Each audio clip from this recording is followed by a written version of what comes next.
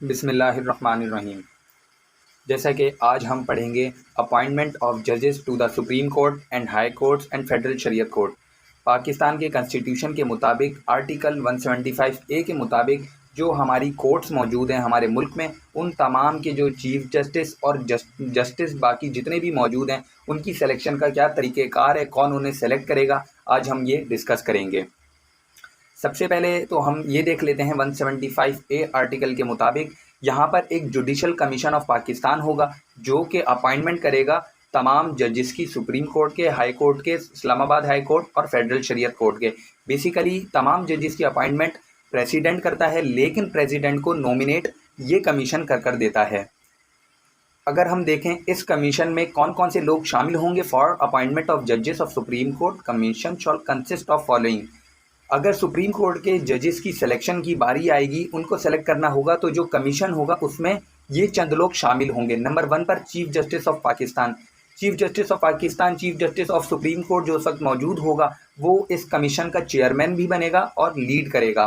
पहला मेंबर ये हो गया। नंबर 2 4 मोस्ट सीनियर जजेस ऑफ सुप्रीम कोर्ट। उसके बाद 4 सबसे सीनियर जजेस जो होंगे सुप्रीम कोर्ट के, वो इस कमीशन के मेंबर बनेंगे।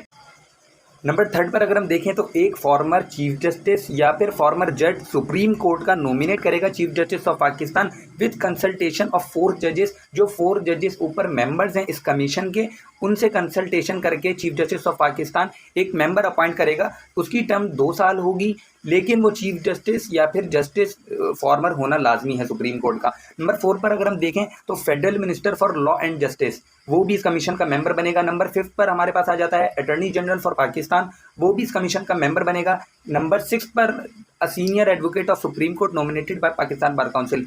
ऐसा सीनियर एडवोकेट सुप्रीम कोर्ट का जिसके पास कम से कम 15 साल का एक्सपीरियंस होना चाहिए और उसे पाकिस्तान बार काउंसिल नॉमिनेट करेगी, तो वो 2 साल की टर्म के लिए इस कमीशन का हिस्सा बन जाएगा। तो बेसिकली अगर हम नंबर काउंट करें इस कमीशन में टोटल मेंबर कितने होंगे। नंबर 1 हमारे पास चेयरमैन आ जाता है, उसके बाद 4 मोर सीनियर जजेस, टोटल 5 हो गए। 6 पे एक फॉर्मर चीफ जस्टिस या फिर जज को नॉमिनेट करेंगे, तो ये 6 हो गए हमारे पास मेंबर।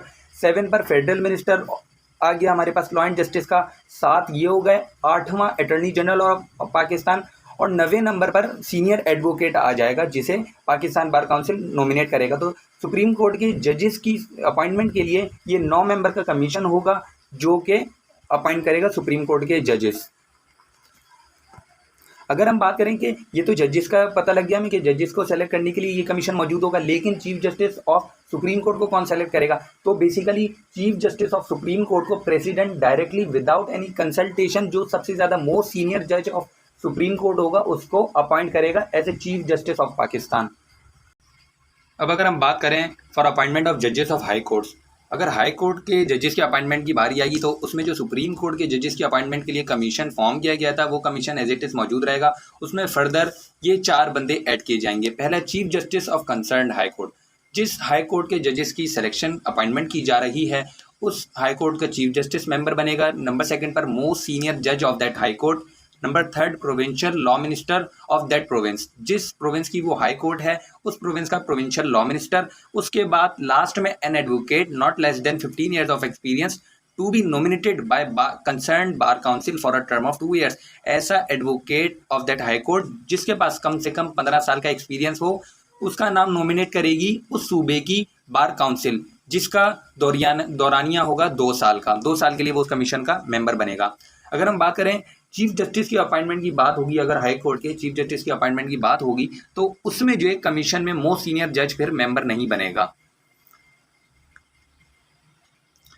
और अगर उस सूबे की चीफ जस्टिस मौजूद नहीं है, उस सूबे का चीफ जस्टिस मौजूद नहीं है कंसर्न हाई कोर्ट का जिसके जजेस की सिलेक्शन हो रही है, तो चीफ जस्टिस ऑफ पाकिस्तान जो 4 मोस्ट सीनियर जजेस हैं उनसे कंसल्टेशन करके किसी भी कंसर्न हाई कोर्ट के फॉर्मर चीफ जस्टिस या फिर किसी फॉर्मर जज को अपॉइंट कर सकते हैं। अपॉइंटमेंट ऑफ जजेस फॉर इस्लामाबाद हाई कोर्ट।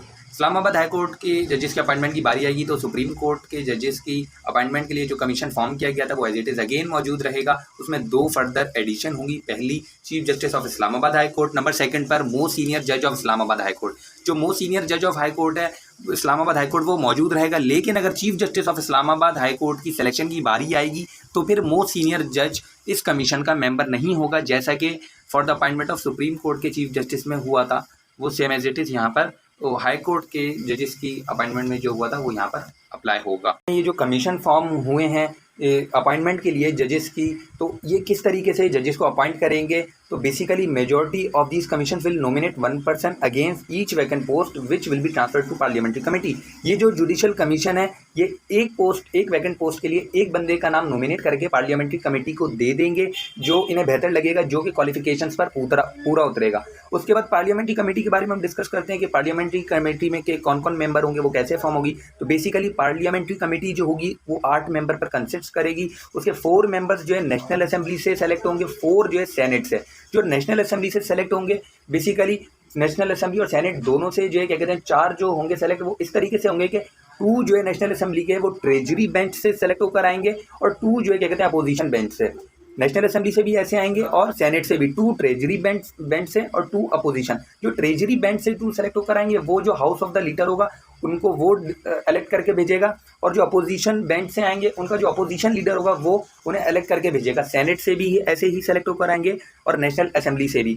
जब ये चार दोनों जो हाउसेज से सेलेक्ट होकर आ जाएंगे, 8 का मेंबर बन जाएगा, तो फिर ये कमेटी बैठेगी, ये जो क्या कहते हैं जो नाम नॉमिनेट होकर आया होगा उसके ऊपर वोटिंग करेगी। लेकिन अगर अब यहाँ पर सवाल पैदा होता है नेशनल असेंबली हमारे पास अगर डिसॉल्व है तो फिर क्या मामला होगा? अगर नेशनल असेंबली डिसॉल्व है तो फिर 8 के 8 मेंबर सेनेट से ही इलेक्ट किए जाएंगे, लेकिन प्रोसेस सेम होगा।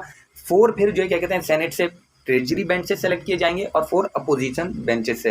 अब यहाँ पर यह है कि जब कोई नाम नॉमिनेट हो गया पार्लियामेंट्री कमेटी के पास, तो पार्लियामेंट्री कमेटी को 14 डेज के अंदर उसके ऊपर वोटिंग करनी है।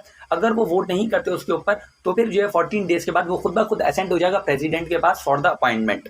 ठीक है, लेकिन अगर वोटिंग हो जाती है और जो वोटिंग हक में नहीं आती अपॉइंटमेंट के, तो वो उसका रिकॉर्ड जो है क्या कहते हैं कमीशन को भेज देंगे, रीज़न भेज देंगे कि जो है आप इन चीज़ों पर नज़रसानी करें और न्यू कोई नेम नॉमिनेट कर दें। तो फिर जब कमीशन के पास, जुडिशियल कमीशन के पास दोबारा नॉमिनेट होने के लिए जाएगा नेम, तो वो न्यू नेम नॉमिनेट करेंगे, और जब वो न्यू नेम नॉमिनेट करेंगे तो वो डायरेक्ट प्राइम मिनिस्टर के पास जाएगा न्यू नेम, और फिर प्राइम मिनिस्टर उसे ट्रांसफ़र कर देगा to president for the appointment. उसके बाद पार्लियामेंट्री कमेटी के पास जाने की ज़रूरत नहीं है। तो in easy words full and flash power यहाँ पर जुडिशियल कमीशन ऑफ पाकिस्तान के पास है फॉर द अपॉइंटमेंट ऑफ जजेस of supreme court, high court and federal Shariat court and also Islamabad high court. Basically high courts में ये 5 आ जाते हैं। बाकी क्या क्वालिफिकेशन होगी जजेस की और किस आर्टिकल के मुताबिक उनकी क्वालिफिकेशन डिफाइन की जा रही है, किस आर्टिकल के मुताबिक जो है हमारी जो कोर्ट्स हैं वो कंस्टिट्यूट होंगी, वो एक अलग से टॉपिक है। इंशाल्लाह उस पर हम फ्यूचर में वीडियो बनाएंगे।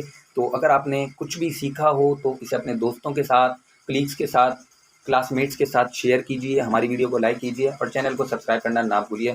अल्लाह हाफिज़।